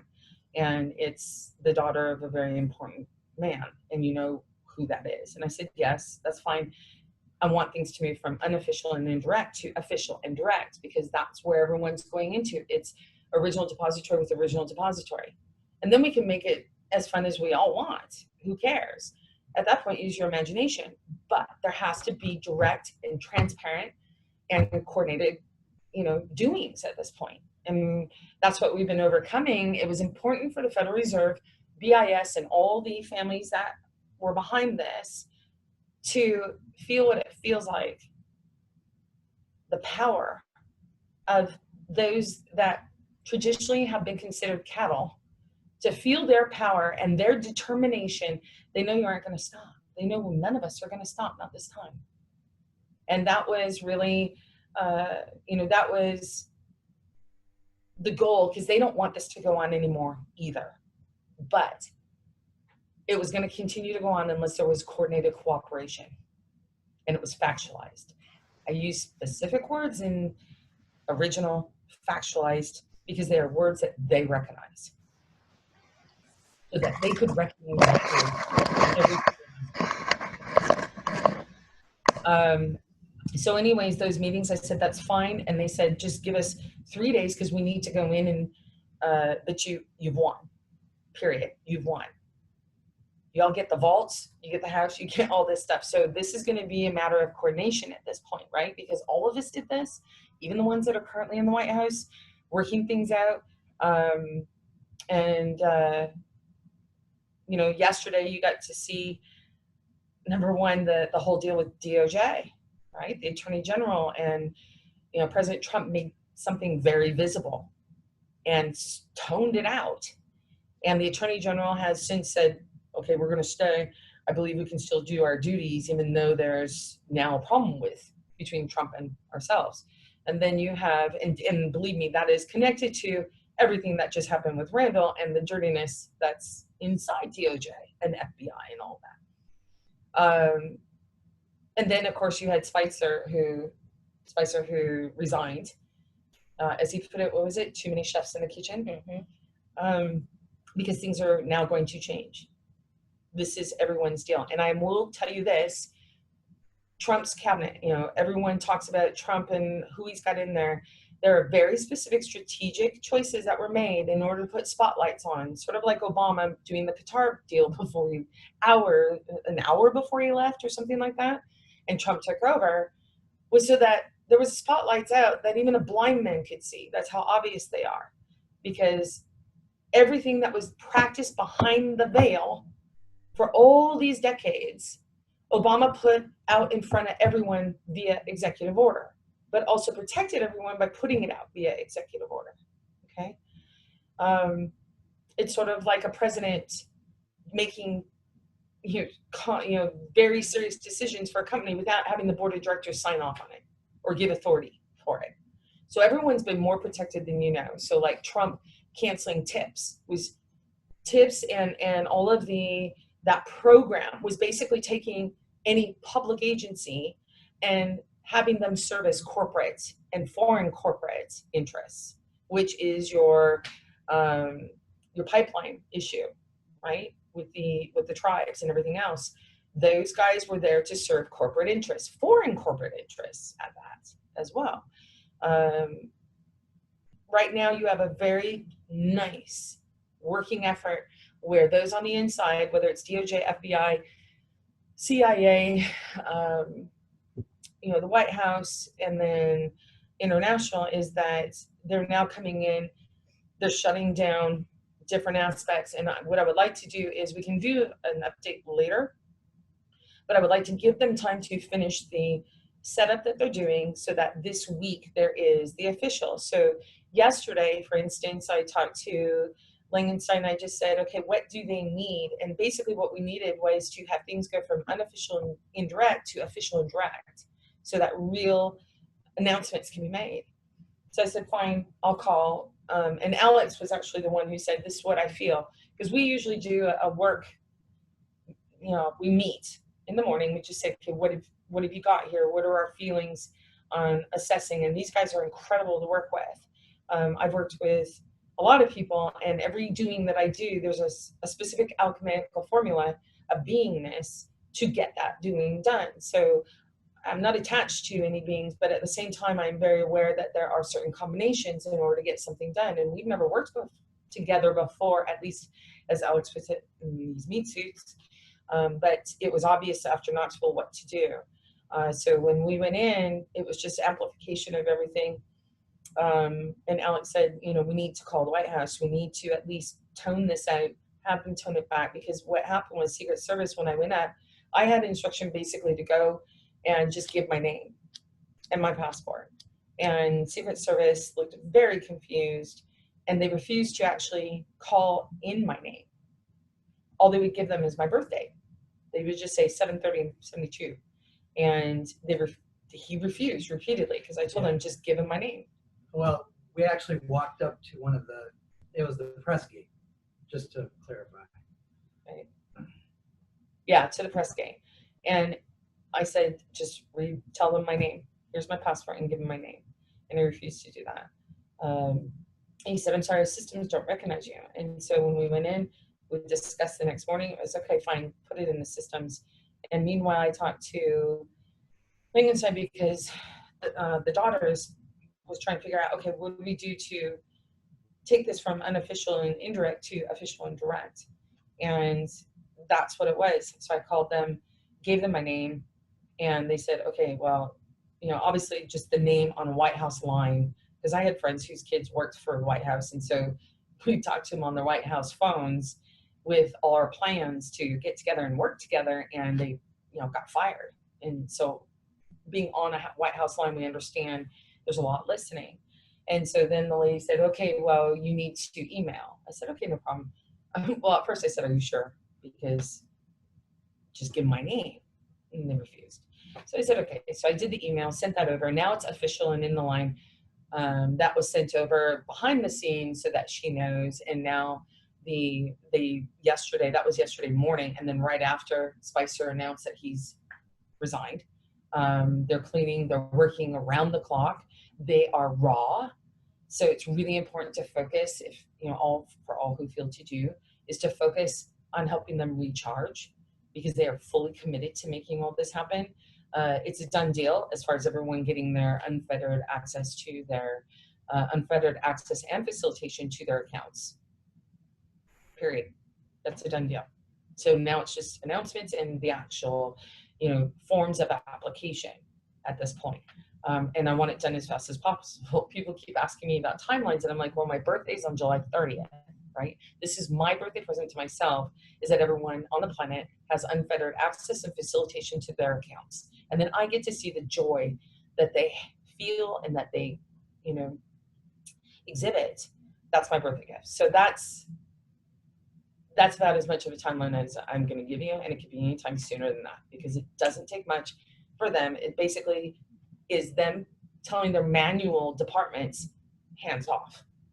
But I can also tell you that as far as the teams I work with universally, we've already taken other steps as well, where their access to even affect it manually is being removed. And that's what has been happening with Bank of America shutting down, not being able to do their things, is this recalibration. And that very shortly, depending on if they go past an unacceptable time is for implementation, is that they just won't have access to manually block you or reverse you or any of that. And they know that, which is another significant point, was we all came together, but it wasn't just all of us. It was also what people have called the universal or galactic or cosmic, because all these systems reside in the original system. And it's very easy to do, which they are now seeing it was, because they're experiencing the fact that, okay, they acted bad, and so now they're not going to have access. And it's already, their systems are already showing them that in a very easy, gentle way, but it's going to be complete here in a bit. So I would ask that everyone just sort of relax for the next few days and really help recharge, or not the next few days, but over this weekend, help those in the White House and involved with the White House, and then also involved with Federal Reserve, U.S. Treasury, and the families behind all this, is to really help them recharge so that they can get clarity. It's not the top levels that we have that have an issue. They already know and they're all for it. It's the levels below them that were trying to be top level, that had their own agendas, that are having the hardest time with it. So you have Parker Still, and all of that. And right now, Parker Still and DOJ fell off the hill. I mean, that's the only way to describe it. And Parker has been calling nonstop over these last few days from various numbers. And I'll give you guys what I see for the little time that I took to go and view this, was what I see the position that he's in. And so as soon as I saw all that, I immediately went in to go and protect him, make him as visible. Because with Randy, the best thing I could do for Randy was get the spotlight off of him with Parker. I'm speaking now to Parker. Because Parker he was doing a job. He was hired for a job, he did it. And then all of a sudden it didn't work. And now it's personal for him. So to get him to focus on me and not on Randall, that means Randall still lives and he does get beaten every day. And now Parker's, got it hot as far as trying to catch, my tail, because he doesn't have an MSO. He may have the coach hidden, but he doesn't have an MSO. And now he's got too much heat and too much spotlight on him, which affects all his operations. And he's actually made visible all his shadow operations within DOJ, FBI, as well as military. And all his military guys are spread out throughout all these different agencies, including federal housing here in DC and everything else. So that's give you a little bit of idea of what's going down. We are going to, as I know details, I will put details out, but I also want to coordinate with everyone on this, because it is everyone that did this. And it's not a matter of here's what goes down, now figure out who you're going to participate in it. And Lisa, Shannon, and I toned this out for these guys so that they could see that they were recognized, but also start doing self-recognition, which Val and Alex and I went through. That's what's happening right now. And the White House is doing great. Everyone's doing great. The top levels are doing great as far as getting this done, so that everyone has their stuff to use, how they feel to. It's yours. We worked very hard on the title and authority and ownership. And I'm never doing it again. nobody's going to do it again. So that's where we are, guys. I have a clarifying question. Heather. Oh, go ahead, BZ. I just had a couple of clarifying questions for you. One, you mentioned with what went down Thursday. So Thursday was the day that you were by the White House. Was it not only, were you referring what went down, in quotes, to what you and Alex and Valerie did, or are you also referring to things that happened within the White House? Did you ever go in the White House? Could you just be more clarifying on that? No, I never went into the White House. Communications were done unofficially on the phone while we were at the White House. Yes, certain things happened while we were there with Secret Service, because there was also that you don't know what the intentions are kind of a deal. So let's figure this out. And then certain calls went in from, you know, our guys saying, no, this is calm. This is a done deal. So everything relaxed after that. Tape got taken down. People were allowed back to the inner perimeter. But still, you have your, you know, you can't even get into the grounds of the White House normally. So everything sort of relaxed at that point. And there was confirmations that, hey, this is totally a calm effort here. Let's just move this forward. And then I got the calls later. So we never actually had to even go into the White House, but everything was communicated from those who were in the White House to the outside. And now we're moving things from unofficial and indirect to official and indirect.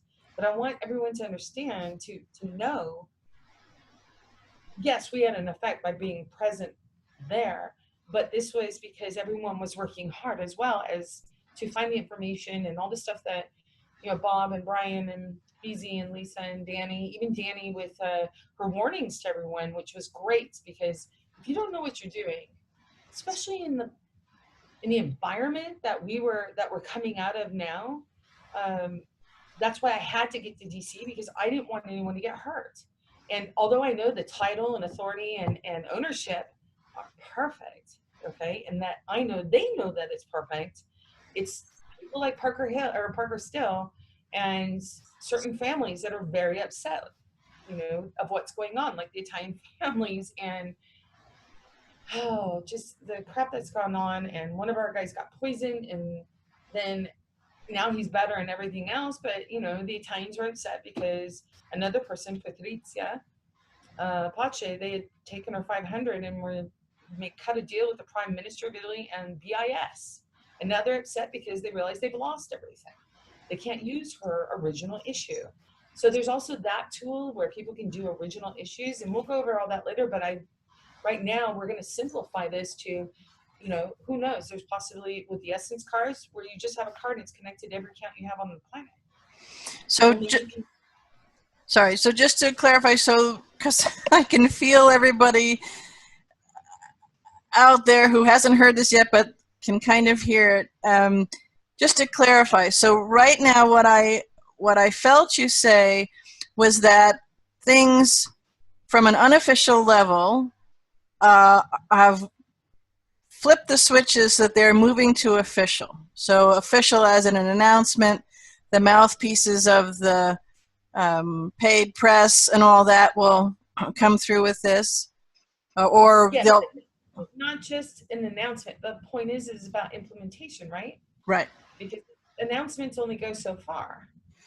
This is about implementation, where you can actually use this without, you know, so it's unfettered access and facilitation. Absolutely. Yeah. That's what I'm focused on. Announcements, anyone can make them. Yes, there is some, let's put it this way. If I go out and I announce, guys, unfettered access, go for it. You know, with my history of performance and everything else, there's more likelihood that people are going to understand that. But when you put myself and others from the White House or U.S. Treasury or whatever together, there's a much more impact there, and then there's no doubts, right?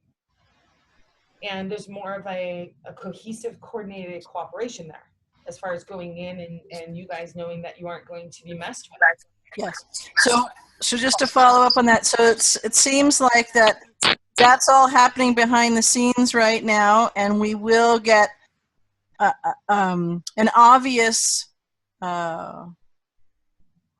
It'll be obvious, unmistakable to everybody. And it also, I also heard you, also felt you say that right now in these moments in between, that if people feel moved to in a coordinated cooperation effort to hold energy, to open energy to those who are finally getting off the dime and doing all this, and the families and those who feel that they've lost or whatever it is, we'll say those, okay, and a big ball there, that if we could hold energy for them, send them our appreciation for the fact that they're taking these steps and that there will be unmistakable movement of unfettered access in the next couple days. Would that be helpful? Oh, that's more than helpful. I mean, yes. They just need to know that there is support. They've waited for the coordination by the people so that they could come out and they could do this stuff. You see what the global theater is like. You see what the global actions and whatnot have been for the last year. So yeah, send them recharge. Don't hold energy. Holding energy means they don't get it. Holding space for them to be able to receive energy, yeah, that's completely different. So sending them energy for recharging themselves, because they're working around the clock right now. Also sending them energy for clarity, focusing on clarity so that they can get things done as fast as possible. That would be tremendous help. So yes, I'm not saying anyone has to stop doing what they're doing. I'm just saying for those that feel to do it, it will hyper accelerate everything beyond the speed of heart. And love them. Oh yeah, we were talking about what to do with those that are, let's say, resisting or whatnot. And I described it as, sort of like an electrical circuit that runs through the house. What happens when you send too much power through the circuits? Anything that's, plugged in, basically, it depends on the type of device and the components in the device, but most of the time it fries. Sometimes it only bits fry and you can go in and get it fixed, that kind of a thing. Well, it's the same thing with love. Send them love, just unlimited love. It is a measurable frequency, or it was. Now it's gone and transcended past what love has ever been known as or experienced as, because you can never define love. But send them that love. And those that just don't want to be here or transition in a very physical way, their body just dissolves. Okay, they check out, essentially. Those that do want to, and if there has been any injury because they hold on and that is too much of a charge for them, they have all the assistance possible to come in and help them and assist them. And that's where we're at. So I would ask anyone who feels to, please focus energy to recharge them, as well as energy for clarity, so that it can be done as fast as possible. A big question Go ahead. asking, I'm sorry, Brett, about the international access and how others in countries outside of the U.S. and Canada would access their accounts. Okay. Or is that going to be announced with the quote-unquote official announcement? Yeah, you hopped on late. I did address this, that regardless of where anyone's location is, everyone on this planet will have access to their respective accounts. Okay? As far as those Essence cards, which have already been prepared for complete release, but there's also, I want to meet with those at the White House because there's another little issue that needs to be handled with Putin. But what I wanted to do was to say, okay, here's all the tools and here's all the data. Now, what is everyone's feelings for a very quick implementation that's coordinated, in complete coordinated cooperation. So that, because, you know, there's no more superiors, there's no more top, everyone is top, if you want to see it that way. Everyone's top, you know, everyone's original. So everyone moves forward together and very transparent. So as far as the practical application, Bob, it could be as simple as a card which is connected to every single account and operates off your own unique energetic signature, which everyone possesses their own unique energetic signature. It's energetic signature, you know, security, which the banks used to work off of security, biometric security. So it's just it's the most advanced form of security. There's other ways too. So I would really like to first get in there, speak with them. They're doing a lot of moving around right now, a lot of changes with the people that are actually involved in this. You've already seen one leave, another one decided to stay, but you know, who knows if they stay? I don't know. I'm letting them do this because they know the house the best. They know their operations and they already know who's dirty and who's not. It's just nobody's really done anything in a way where it was a coordinated cooperation on such a universal scale.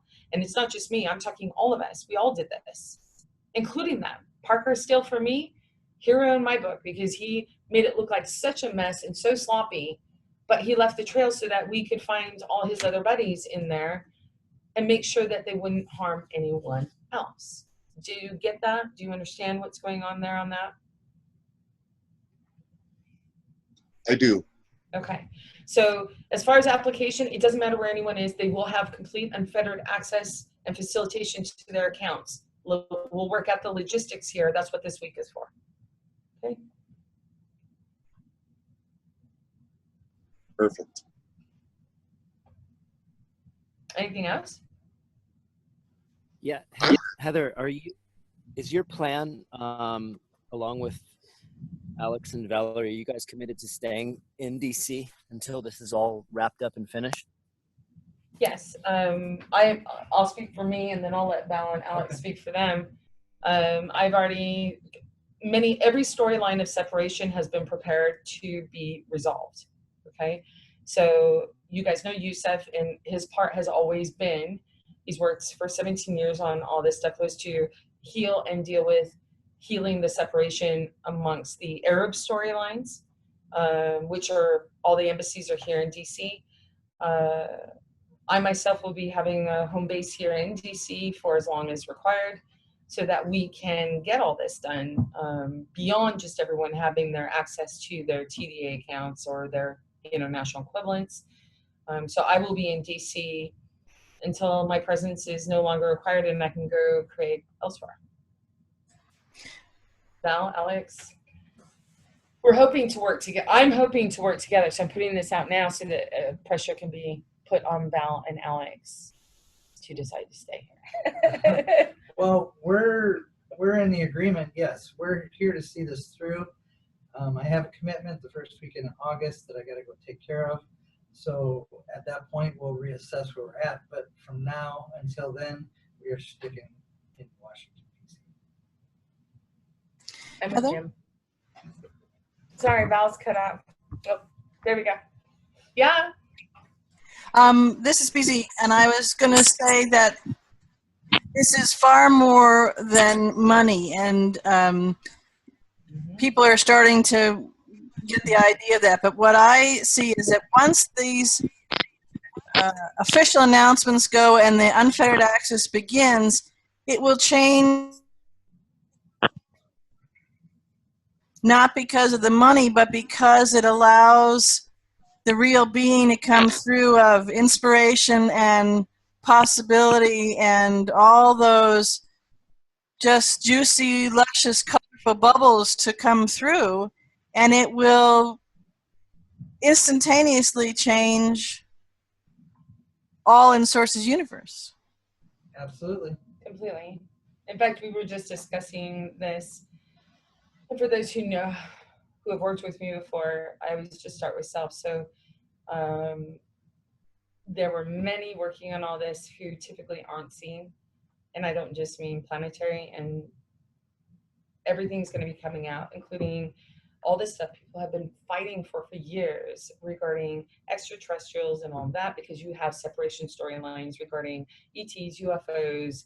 I think Stephen Hawking's been probably the most prominent as far as the voice that they use to push storylines, but also movies, Hollywood, and everything else. So, you know, I have my friends that are in Hollywood who are very excited as well. All of it's going to be made visible, and I'm going to start, at least, you know, the White House already knows this is coming down, is that I'm just going to make myself visible, and then anyone else who decides to make themselves visible out of those parts will make themselves visible too. You know? So yes, you'll be seeing the universals or galactics, however you want to term it. There's been many names. Really, we only work on energetic signature, which is why everything got changed to energetic signature security, so that this moment could happen. And the White House is very, very aware of that, and people are much more than they appear to be, and it's really just everyone sort of embracing themselves. So I'm going to be making myself visible, and then from there, as everyone feels to do, that's great. And it has never been about money, but money is one of the tools we've used to trigger ourselves out of what we believed ourselves to be, or what we were given to believe ourselves to be. So does that answer your question, BZ? Yes, it does. I'm Did I just start talking? lusciously having fun with all of the thoughts that are coming right this moment. Thank you. Yeah. Anything else? Brian, you had something, right? Yeah, I mean, it's kind of already but as far as the unfettered access, it seems to be the first amazing step, but I'm assuming that also means the end of trading humans in all forms, both energetically and on paper. Can you validate that? Yeah, energetically and universally, okay? The human trade system, the slavery system, and the human trafficking actually stopped in July of 2015, okay? Only here on this planet did they continue with the paper trading of humans as cattle using bonds and instruments and securities. But also some of the abductions and all that, that was all planetary. They just didn't believe that trading had stopped universally. And when it did, it really freaked them out. And that's basically, you know, I'd say Putin is probably the most aggressive player that I have come up or have experienced personally in these last 6 years. And, you know, he's really having a hard time too. So if everyone can send him the love, and he knows what the power of love does. If you ever looked at his administration, if you ever looked at the changes he made in this administration, to put out a certain presence, but it was the presence that was behind it that was being dealt with, at least in my experience in my work, was dealing with the presence that was just underlying or underlaying in all of the public presence that he was putting out. I love him to death, and he's the best strategic player that I've ever come across in a long time. And so there was a lot of issue because he goes out and he does the stuff he's done over the last 30, 40 years because he's always had these guys behind him that nobody ever sees except for the U.S. military complex, British military complex. And basically it's, they've been working with non-terrestrials for a very long time. And all of a sudden, as of May 2016, all their support left and basically in their mind switched sides. And Putin was very upset with that. And that's when I got offered to take that offer, shut down the Skype room and all that. It was, right now Putin is just livid. He is very upset because all his non-terrestrial friends left and sided with me. And I've done a lot of work with all those groups, and it wasn't until May 2016. And believe me, I've done more work with them than I did on this planet trying to get everything in order, and with the titles and authorities and everything else, and all my trips and experiences with Rothschilds and Peace Palace and Switzerland and BIS and everyone, I had to do more work, but well, not more, just different.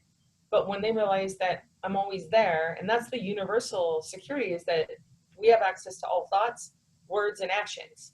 So as they're thinking this stuff out, we're already maneuvering our teams in place. And so when they arrive, they're just finding us there. And I do that here in the planetary, with the planetary complexes as well. I would move myself and they'd be like, she's sitting here. What is she doing here? You know, probably the funnest one was with Tony Alt and Jeffrey Graham with NM Rothschilds, and that whole scenario. But it's good. We're now in a place where they know, no matter what they think, we get it. We know what they're going to plan, and we watch what they're planning, and we're simultaneously planning. So this is where the coordinated cooperation between universal security and national security or global security comes in, so that everyone can use their stuff the way they want to.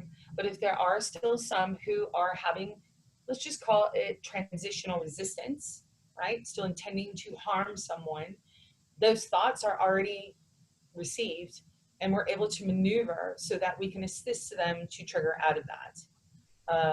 And they've actually created their own triggers to trigger out of it. So we just overlight the opportunities they created for themselves to trigger out, and then assist in any other way. And then you never have that issue again. So that's, Brian, I'm so sorry. I don't even remember your question. No, you answered it. Yeah, answer it. Yeah, you answered it. Okay. So, okay, but just to clarify, you said the planetary trading already stopped. It was just the trading that happened here. No, the non-planetary trading had already stopped. It was the planetary trading. They were taking physical bodies, but they had nowhere to put them. So instead, you have the refugee stuff that started to go on heavily from in 2015, 2016, right? 2017. Because they really didn't have anywhere to give them. The universal side said, no, we don't need that anymore. We're not doing that anymore.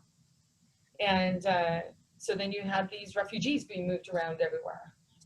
And it was just really a cattle trading, so they could try to cut more paper and flood the system to try to generate funds. But the thing is, they can't pull any funds out because of the title, authority, and ownership that everyone has on their staff. They can show screens, but they can't pull it out to actually use it. So yeah, all that trading has now officially, you will see that it's ceasing. So people like Susie with their daughter, who's in prison, all that ends. And if there are people that need, because it really is a mind screw being in a prison and Guantanamo, they're going to need some assistance. And that's where the medical teams, the universal medical teams come in, along working in coordination with those here that are also doing the healing and advanced healing methods. So I'm very excited about all of this. Key people from industry, sort of like Kevin Denton, who worked for Boeing, engineer, has been with them for a long time, and he's been one of my team members. He's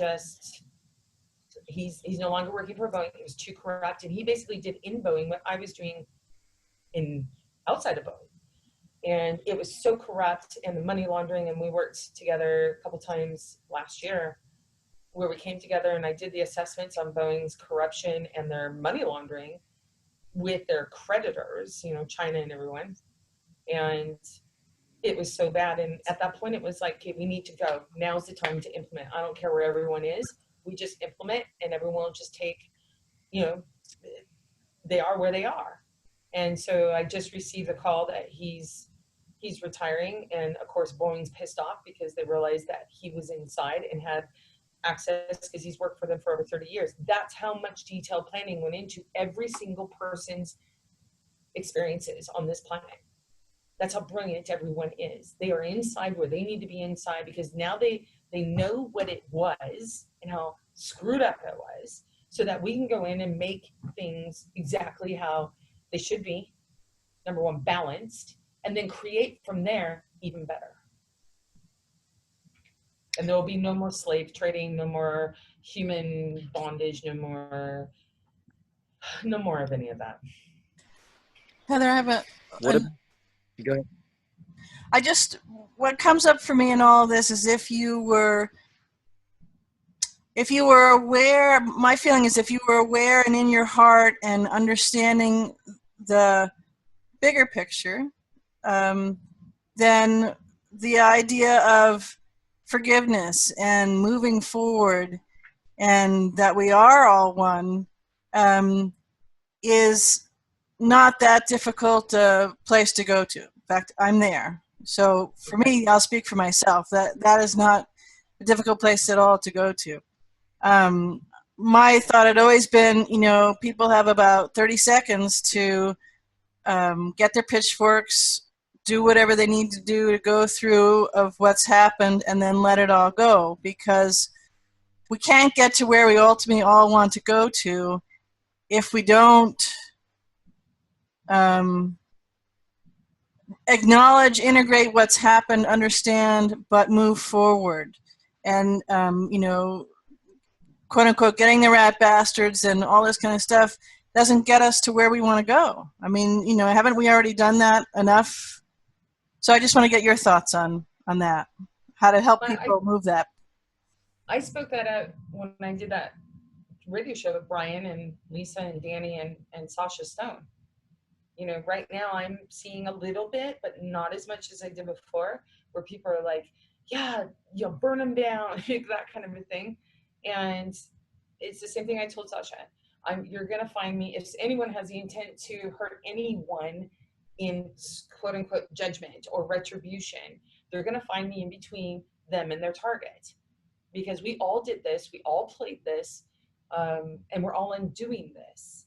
So that awareness that we're all one, that awareness that we're creators, so powerful in all of existence. There is no such thing as judgment. And you'll still find me there in between any targets, intended targets, until that finally is never an issue again. And it won't just be me. You're going to find a whole lot of people standing there protecting those that are supposedly an intended target, and also assisting the one that's targeting, because they also need assistance to let go of these feelings of wrongdoing, being wronged, hurt. And I'm not saying that the experience wasn't real. I get that the experience of being hurt and damaged is very real.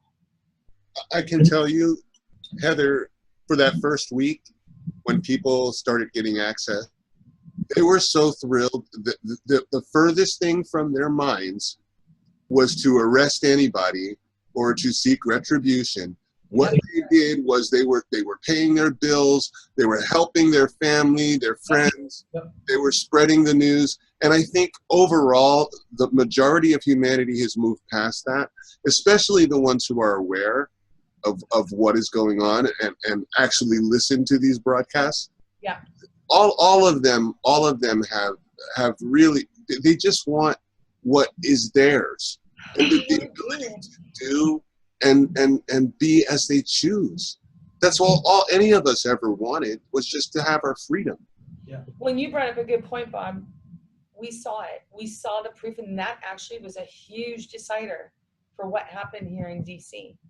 Was the joy that was happening, and you could physically feel the lightness of all this heavy judgment and intent of retribution and all of that in that week that you're talking about. It was felt. They want more of that. Everyone wants more of that from all sides. We're all tired. We've all said enough. So that's it. You're absolutely right. That's why, another reason why I was coming to DC, to get that part done. I haven't even looked at all the emails people have been sending me. I can feel them, but this is what's important for everyone. So getting these accounts, that's just the starter, obviously, but it's a significant one that allows people to let go of a lot of stuff.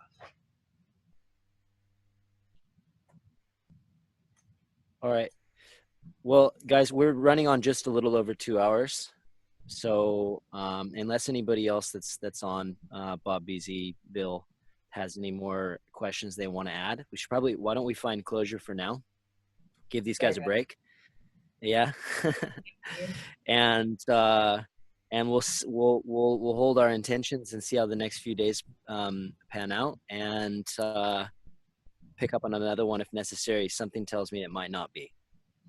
But I'm- I love everybody, and just keep everybody in your heart space, and it's done. We're just gonna work on the details. yeah, very Thank nice. you. Nice Thank you, work, everybody. everyone. Thank Yeah, you to thank everybody. you, guys. for honoring me. Do you Love have you guys. in final closing, Heather? Do you have one final message that you want to make for Mr. Parker Still publicly? Yes, Mr. Parker Still. I am so excited to give you a hug and to cheer and toast with you. So let's do this. Let's do this. Yeah. Oh, It's all on. Thank cheers, you. guys. Okay, Lisa, that's a wrap. Thank you, guys. Night, everyone. Night. Okay, Night. thanks so much, guys. Catch up with you in a Thank couple you, days. Thanks, Bob. Thanks, BZ. Yeah. See you guys later. We'll get this out as quickly as we can.